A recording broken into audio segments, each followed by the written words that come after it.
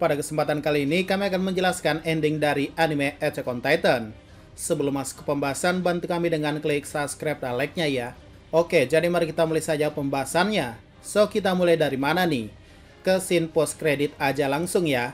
Scene pertama ditunjukkan bahwa akhirnya teman-teman Eren berkumpul sejak 3 tahun berlalu. Loh, 3 tahun? Iya, 3 tahun. Setelah mengalahkan Eren, mereka itu tidak pulang ya. Yang pulang saat itu cuman Mikasa, yang saat itu membawa kepala Eren untuk dikuburkan di Pulau Paradis.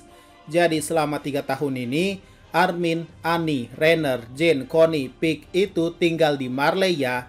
Karena apa? Karena mereka adalah pahlawan dunia luar karena berhasil membunuh Eren Yeager yang menyebabkan kiamat kecil di luar pulau. Lalu gimana dengan Mikasa, Min? Untuk Mikasa, pengecualian, walaupun dia juga adalah bagian aliansi. Ada beberapa teori kuat kenapa Mikasa diterima oleh warga Paradis ketimbang Armin dan kawan-kawan. 1. Mikasa adalah kekasih Eren. Hampir semua orang di era saat itu tahu kalau Mikasa adalah kekasih Eren Yeager. Sehingga Yeageris sebagai pelindung Pulau Paradis garis keras pasti menerima Mikasa sebagai pengecualian. By the way, saat Floch memimpin Yeageris, Floch sudah tahu bahwa pacar si bos besarnya itu adalah Mikasa. Jadi mereka sangat menghormati Mikasa. Bahkan saat pengadilan, mana berani Floch dodong senjata ke Mikasa. 2. Mikasa adalah orang Paradis yang pertama pulang. Sebenarnya jika kalian sadar alasan kenapa Armin berbohong bahwa ialah yang telah membunuh Eren, selain untuk meredam amarah orang Marley saat itu, Armin lakukan itu juga untuk Mikasa, agar Mikasa masih bisa diterima di Paradis. Jika Armin gak bohong, maka Mikasa tidak akan bisa pulang, karena warga Paradis tahu bahwa yang membunuh Eren Yeager pastinya tidak akan diterima, karena sosok Eren Yeager adalah orang yang paling dihormati di Pulau Paradis. Jika itu tidak terjadi, ya Mikasa pasti akan dicincang lah bro. Makanya saat itu Armin jadi kambing hitamnya doang. Intinya begini guys, sejak Eren kalah kecuali Mikasa, tidak ada yang pulang ke Paradis karena mereka semua dicap sebagai pengkhianat bangsa karena telah menolong orang luar. Nah, barulah setelah 3 tahun mereka kembali karena diutus sebagai pembawa perdamaian dari negara sekutu. Nah, saat pertama kali kembali, akhirnya mereka semua berkumpul lagi bersama Mikasa. Ya, mari kita lihat kembali. Di sini ada Mikasa, Jin, Armin, Connie, Reiner, Pieck, dan Annie. Sebenarnya mereka hanya datang untuk mengunjungi makam Eren guys, bukan tinggal di sana ya. Karena mereka ditolak, alasan mereka bisa masuk pun karena mereka adalah duta perdamaian. Oke, mengerti ya? Lanjut ke scene berikutnya. Musim pun sering berganti dan muncullah scene yang selalu menjadi perdebatan. Tapi tenang, admin udah bahas hal ini di video sebelumnya. Namun mari kita bahas sekali lagi. Jika sebelumnya mereka hanya duta perdamaian alias punya akses terbatas ke Paradis, artinya orang ini yaitu laki-laki, perempuan, dan anaknya kemungkinan bukanlah duta perdamaian. Lalu siapa? Ada yang mengatakan bahwa dia adalah Historia bersama suaminya. Itu bisa dilihat dari bentuk syalnya. Namun berdasarkan manga, admin jadi ragu sendiri. By the way, rambut Historia kan pirang ya, bukan hitam. Dalam penggambaran komik itu, pirang itu artnya agak putih ya guys, bukan hitam pekat. Jadi kira-kira mereka siapa dong? Ya, mungkin hanya panelnya membuat kita terkecoh saja. Intinya pasti bukan Jin dan Mikasa, apalagi anaknya. Dan mungkin saja loh, ini memang Jin tapi bersama istri dan anaknya. Yang ia bicarakan yaitu seorang wanita yang suka buku sejarah. Dan juga selera Jin kan rambut hitam panjang. Mungkin mirip Mikasa tapi bukan Mikasa. Lanjut. Terlihat mereka pergi. Lanjut lagi, terlihat mobil mahal parkir, entah punya siapa. Admin tebak sih punya Mikasa. Soalnya kan Mikasa itu kekasih si bos Eren. Pasti dapat free village lah di Pulau Paradis. Dan orang-orang yang datang, nah ini admin mulai bingung nih siapa aja mereka. Tapi bisa admin pastikan dua orang di depan itu adalah Mikasa dan Armin. Dan kalau kalian masih ragu tentang scene sebelumnya, di sini jika kalian detail, baju awal Mikasa itu agak pink ya, dari awal pertemuan dengan teman-temannya juga. Beda dengan sebelumnya yang warna merah. Ini semakin memperkuat teori admin bahwa ini adalah istri Jin dan ini adalah Mikasa itu sendiri. Baju merah dan Mikasa itu baju pink ya. Sebuah panel yang sengaja membuat kita berdebat sebenarnya. Dasar ya Isayama Sensei. Oke lanjut. Pada akhirnya Mikasa dimakamkan dengan keadaan masih suci dan masih setia dengan Eren. Terlihat ia masih mengenakan syal pemberian Eren, tanda ia masih belum melupakan Eren. Oh ya, by the way, sebelum memperlihatkan Mikasa, ini masih makam Eren ya. Maksudnya, ada kemarin yang mengatakan Mikasa dikuburkan dekat dengan makam Eren. Setelah admin teliti, ya mana ada guys, di manganya pun tidak ada kok. Jangan tipu-tipu lah, di animenya itu mungkin yang kalian lihat hanyalah pergeseran makam Eren. Itu bukan makam Mikasa ya. Soalnya makam ini masih tulisan Eren dan tahunnya masih sama dalam tulisan huruf warga Paradis. Oke lah lanjut, sejak Mikasa meninggal juga, makam Eren semakin tidak terurus ya guys. Udah mulai lumutan dan terpendam ke tanah. Namun selama itu banyak orang yang selalu berkunjung ke makam leluhur penyelamat pulau mereka. Ada orang random dengan mobilnya, 2 orang random juga entah siapa, pastinya bukan Mikasa. Lalu ada seseorang yang membawa anak-anak, dan jangan bilang dia adalah Armin guys. Tapi admin ragu sih, soalnya Mikasa meninggal dalam usia yang admin tebak sudah nenek-nenek. Masa iya sih guys ini Armin? Oke lanjut, 2 anak yang berlarian, ada yang duduk sendirian, mungkin lagi galau, ada 2 pasangan lagi. Kali ini mobilnya semakin canggih. Ada seorang perempuan membawa peliharaannya, Bertol. Ada 2 anak yang sangat dekat dengan makam Eren. Entah siapa dia. 2 orang random lagi, suami, istri, dan anak. 2 anak berlarian lagi. Siapa dia? Seseorang dengan peliharaannya lagi. Lalu ada yang datang cuma pengen lihat pemandangan untuk melihat kota. Seekor anjing, 2 anak gadis. Orang galau lagi, dan selesai. Ya, berikutnya pertumbuhan pohon semakin besar dan makam Eren udah nggak kelihatan lagi. Mungkin udah kekubur di dalam tanah. Dan lihat, kota Shiganshina semakin berkembang pesat akibat mungkin tahun-tahun yang sudah berlalu. Hingga sampai ke tahap kota megah dan menjulang tinggi daripada pohon itu sendiri. Kalau dari bentuk gedungnya sih, udah kayak kota cyberpunk ya.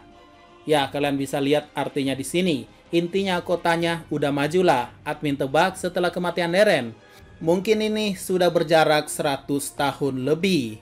Ya entah lebih berapa, apakah lebih 300 tahun, 500 tahun, atau bahkan 1000 tahun. Dan terlihat ada sebuah helikopter menabrak bangunan kota Shiganshina hingga dibalas oleh pesawat tempur dari Paradis. Dan terlihatlah perang dimulai lagi yang terlihat membombardir kota Shiganshina. Ya, kita anggap saja kota Shiganshina mewakili semua kota di Pulau Paradis ya. Lanjut, terlihat kuburan Eren semakin tak terurus dan masuk sangat dalam di bawah tanah. Setelah itu terlihat kota Shiganshina hancur total. Tapi sepertinya pihak luar masih belum puas dan menjatuhkan 1 bom nuklir. Tak cukup 1, ternyata yang membuat admin kaget, mereka menjatuhkannya lebih dari 1 bom nuklir. Dan itu benar-benar bukan hanya kota, tapi sekitar pulau akan hancur semuanya. Bahkan mungkin pohon Eren itu sendiri. Dan setelah itu latar tahunnya berganti lagi. Diperlihatkan kota Shiganshina seperti kota mati tanpa penghuni. Karena gedungnya sudah tak terawat. Dan di sana ada anak dan seekor anjing. Oke, pertama, berapa tahunkah setelah perang nuklir ini terjadi? Karena latar tempatnya seperti kembali ke zaman purba, admin akan memberikan kalian fakta yang cukup mengejutkan. Jika benar ini adalah bom nuklir atau bom atom, menurut data yang admin temukan, yaitu hasil eksperimen Advisory Committee on Human Radiation Experiment atau disingkat ACRE. Waktu untuk kembali ke keadaan normal ini disebut waktu paru. Hanya saja laporan tersebut menyebut bahwa durasi setiap zat radioaktif untuk kembali normal memerlukan waktu yang berbeda-beda tergantung unsur atomnya. Sebagai contoh, uranium-238 membutuhkan waktu sekitar 4, miliar tahun untuk mengurangi paparan radiasi. Sementara itu, plutonium-239 membutuhkan waktu 24.000 tahun, sementara yodium-131 memiliki waktu paruh paling sedikit yaitu hanya 8 hari. Oke, jawabannya tidak mungkin 8 hari ya. Hanya tersisa 2 pilihan guys. 4, miliar tahun atau 24.000 tahun. Jadi admin pilih saja yang paling sedikit ya, yaitu 24.000 tahun. Nah, kalian mau admin bikin kaget nggak? Judul lagu tema yang dinyanyikan oleh Seiyu Mikasa dan Linked Horizon itu pada endingnya Judulnya adalah Untukmu 2000 tahun atau 20.000 tahun dari sekarang. Yaps, bisa saja zaman ini adalah setelah 20.000 tahun kemudian. Oke, sekarang kita akan membahas hal pertama dulu, yaitu apakah ini artinya perjuangan Eren sia-sia untuk melindungi Pulau Paradis dari dunia luar? Jika hasilnya tetap perang, bahkan Pulau Paradis hancur luluh lantah? Jawabannya tentu saja tidak. Kenapa guys? Sebelum perang, admin sudah tebak bahwa setelah kematian Eren, pasti sudah 100 tahun lebih, atau bahkan sudah 1000 tahun lebih. Karena bisa dilihat gedung pencakar langit kota, Shiganshina sudah sangat canggih. Artinya apa? Perjuangan Eren tidak sia-sia, karena tidak ada perdamaian yang abadi guys. Analoginya begini, kalian bikin teh di pagi hari, apakah tehnya tetap hangat selamanya? Tentu saja tidak kan, setelah 5-10 menit, mungkin teh yang kalian buat pasti sudah dingin kembali. Maksudnya guys, memang benar tidak ada yang abadi di dunia ini. Tapi kita sebagai makhluk hidup bisa membuat sesuatu bertahan lebih lama. Contohnya membuat api unggun bertahan lebih lama jika kita terus menambahkan kayunya. Mencas HP sampai 100% agar dipakai lebih lama. Ya, sama dengan perdamaian yang diciptakan Eren, bisa lama, mungkin 100 tahun, 300 tahun, 500 tahun, bahkan 1000 tahun Eren bisa membuat kedamaian ini lebih lama. Dan metode yang digunakan Eren, ya cukup brutal bukan? Membantai 4/5 umat manusia di luar sana agar peradaban mereka sama rata. Namun setelah itu bisa saja kedamaian kembali hancur akibat perang dan bencana lagi. Mungkin admin akan memberikan kalian satu bukti nyata yang bisa dibilang cukup merinding. Jika ada yang namanya perdamaian abadi guys, maka perang dunia kedua tidak akan pernah ada. Harusnya hanya ada perang besar saja atau yang disebut sebagai perang dunia pertama. Atau mungkin kerajaan-kerajaan di Indonesia itu tetap ada sampai sekarang guys, memerintah dan berkuasa. Tapi kemana mereka sekarang? Jika kejayaan ada yang abadi, mungkin dinosaurus masih hidup sampai sekarang. Ya, yang admin ingin sampaikan adalah perjuangan Eren membuat perdamaian walaupun sesaat itu tidak percuma ya guys. Perjuangan Flood sebagai Yegeris juga tidak sia-sia kok, tenang saja. Lagi pula butuh ratusan tahun setelah kematian Eren, Paradis diserang lagi. Artinya memang benar ada masa kedamaian yang telah dialami oleh warga Paradis. Sebagai bukti bahwa orang-orang yang datang ke makamnya itu selalu berbeda-beda dan kota Shiganshina yang semakin maju. Bisa dikatakan sia-sia guys jika Paradis diserang tepat setelah Eren meninggal. Atau tidak setelah Mikasa meninggal. Tapi nyatanya tidak kan? Untuk umur Mikasa, admin tidak tahu pastinya. Tapi karena mungkin kayak nenek-nenek, admin pikir Mikasa sudah menjalani 50 tahun lebih dari sisa usianya. Artinya juga, ya benar, perjuangan Eren tidaklah sia-sia ya. Dan sekarang kita masuk ke pertanyaan terakhir, siapa anak dan seekor anjing tersebut? Menurut admin, mereka adalah penyintas atau survivor yang bertahan dalam radiasi nuklir selama ribuan tahun. Tentunya bukan mereka ya, tapi berasal dari orang tua dan buyut mereka yang selamat dari ribuan tahun tersebut. Artinya mereka adalah keturunan dari warga Paradis yang selamat dari dampak serangan nuklir yang katakanlah terjadi 20.000 tahun yang lalu. Oke, asal-usulnya sudah sedikit terungkap. Mungkin pertanyaan selanjutnya, dari mana leluhur mereka bertahan dari serangan nuklir? Ya, kalian lupa kota bawah tanah kampung halaman Levi. Mungkin itu adalah tempat perlindungan para warga Paradis saat itu. Admin jadi ingat ketika memainkan game Stray, yang pada intinya di game ini sudah tidak ada manusia guys, akibat perang nuklir, dan hanya tersisa robot dan kucing doang. Yang admin ingin katakan adalah begitu buruklah dampak perang nuklir untuk kehidupan kita ya guys. Oke lanjut, 2 tahap kita sudah mengerti, asal-usul dan cara mereka selamat. Sekarang lebih tepatnya siapa mereka? Untuk anak anjingnya dulu. Ya, untuk hewan satu ini mah hewan biasa aja sih menurut admin. Tapi kalian akan kaget jika admin akan cocok logi. Ingat anjing peliharaan Historia. Ya, warnanya mirip kan? Jangan bilang keturunannya lagi. Oke, selanjutnya anak ini. Mari kita cocok logikan juga. Kalian pikir mungkin ini adalah tongkat, tapi bisa jadi ini adalah busur yang melambangkan keluarga Sasha Browse yang ahli berburu. Kita ingat juga bahwa keluarga mereka harus bertahan di dunia luar kan? Jadi terdengar menarik ya. Berikutnya gelang. Admin pikir ini adalah hal biasa, tapi kebetulan kemarin Admin lihat bahwa Ibu Mikasa mengenakan gelang juga pada tangannya. Berikutnya adalah shawl yang ia gunakan. Apakah ini beneran shawl milik Mikasa? Admin rasa bukan, soalnya shawl Mikasa terkubur bersama Mikasa itu sendiri. Atau apakah milik keturunannya? Itu tidak mungkin juga ya, soalnya Mikasa meninggal dalam keadaan suci alias tanpa keturunan. Tapi kalau adopsi bisa saja, dan mungkin saja Mikasa mengajarkan ini pada anak adopsinya, seperti yang ibunya lakukan. Atau mungkin ini hanyalah shawl biasa, karena seperti yang kita tahu, di dunia Attack on Titan yang punya shawl bukan cuma Mikasa ya, tapi Historia pun juga punya loh. Ya intinya suatu kain yang bisa dikaitkan di leher lah ya. Oke, udah semua. Intinya adalah tidak ada yang tahu siapa anak ini.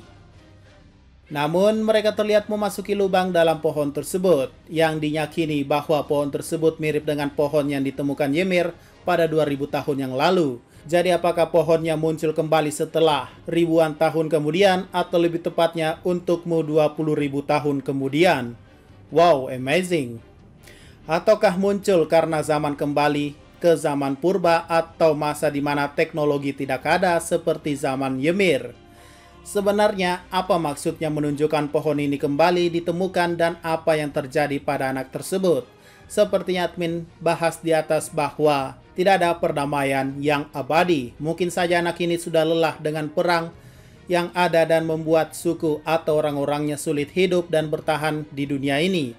Untuk itulah mungkin ia mendapatkan kabar atau cerita dongeng tentang kekuatan Titan dan akhirnya menemukan pohon yang sama persis seperti yang diceritakan. Untuk itulah alasan ia masuk untuk mengambil kekuatan tersebut. Dan apakah sejarah akan terulang lagi? Untuk hal tersebut, admin tidak akan jawab secara gamblang. Tapi intinya ceritanya tidak akan sama seperti Eren dan Ymir. Cerita anak ini bersama anak anjing mungkin akan berbeda. Karena mereka secara sadar menemukan pohon tersebut dan sengaja memasukinya. Dan kita tahu kan, Ymir itu hanya terpaksa masuk dan tidak sengaja terjatuh dan mendapatkan kekuatan Titan. Ceritanya mungkin akan berbeda, tapi yang pasti kekuatan Titan akan kembali. Kalau tebakan admin, jika di zaman bocah ini masih perang dan ditindas, pastinya akan menggunakan kekuatan Titan sama seperti Eren, yaitu membuat peradaban seperti Ymir dan membuat perdamaian yang cukup lama seperti Eren. So ya, itulah penjelasan admin untuk endingnya ini ya. Jika ada pertanyaan dan masukan, silahkan komentar saja di bawah. Sekian dari pembahasan kali ini, jangan lupa like, share, dan komentarnya ya.